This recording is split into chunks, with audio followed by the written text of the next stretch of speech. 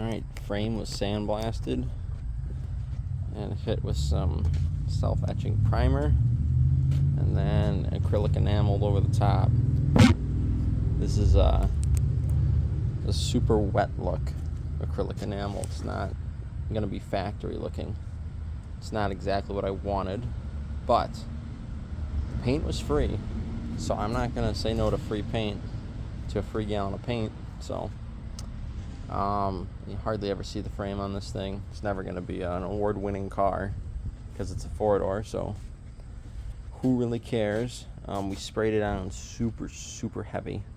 You're supposed to do a medium wet coat and then a wet coat. We did a wet coat and then super wet coat, and you can see some little runs there that you won't see. You know, just basically I wanted to get as much material on as possible for the most amount of corrosion protection and resistance to road abrasion. And then inside the box sections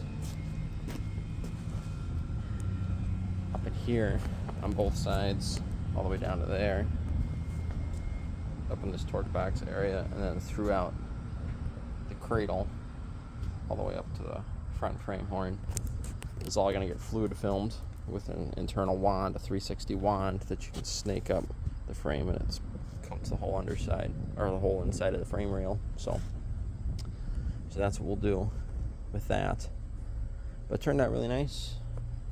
It'll be a nice frame for the car.